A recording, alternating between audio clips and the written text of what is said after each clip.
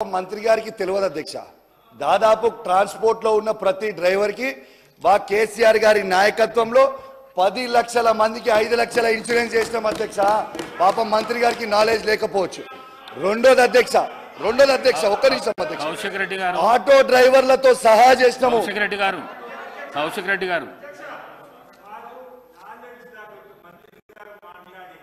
అడిగితే దానికి ఇవ్వనివ్వాల్సింది నాలెడ్జ్ లేదంటే ఏమని ఏంటి అధ్యక్ష వారు మాట్లాడేది? మహిళా మంత్రి అంటే ఇంత చులకనగా మాట్లాడితే ఎట్లా అధ్యక్ష? మా మంత్రి గారు ఏమన్నారు అధ్యక్ష ఇక్కడ వారు మాట వెనక్కి తీసుకొని మా మంత్రి గారు క్షమాపణ చెప్పాలి.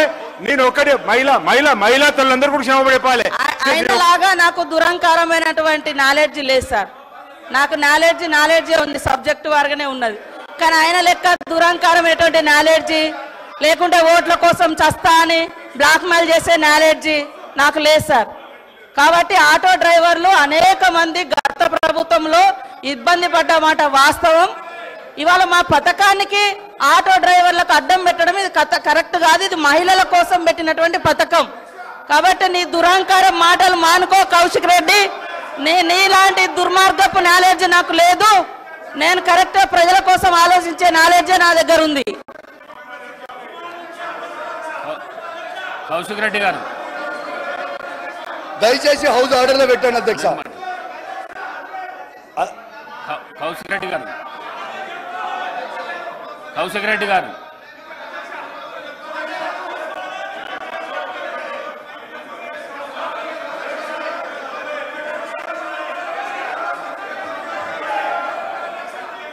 కౌశిక్ రెడ్డి గారు కౌశిక్ రెడ్డి గారు కౌశిక్ రెడ్డి గారు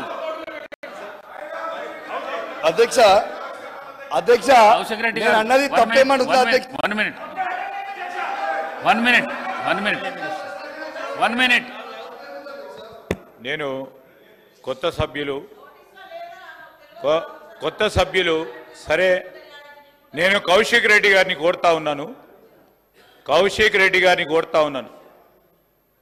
ఒక గౌరవ మంత్రి గారిని ఆ విధంగా, దట్టు మహిళా మంత్రి గారిని ఆ విధంగా ఉద్దేశించి మాట్లాడటం సరికాదు. సరి చేసుకోండి, విత్డ్రా చేసుకోండి, క్షమాపణ చెప్పండి. ఈరోజు మేము ఎందుకు కోరుతా ఉన్నాడు? మొదటిసారి సరే మీరు చెప్దామని ఫ్లో ఆఫ్ లాంగ్వేజ్లో చెప్పుంటారు, దాన్ని సవరణ చేసుకోవాల్సిన బాధ్యత ఉంటే ఏం తప్పు చేసినా అంటే అది కాదు. దయచేసి మా యువ మిత్రులను కోరుతా ఉన్నాను తప్పకుండా, ఎందుకంటే అసెంబ్లీ సమావేశాలకు సంబంధించి ఏ విధంగా మనం మాట్లాడాలి, ఈ సభకు సంబంధించిన గౌరవాన్ని ఏ విధంగా కాపాడే ప్రయత్నంలో పక్కనున్న మా కేటీఆర్ గారు కూడా చెప్తే బాగుంటుంది. పక్కనున్న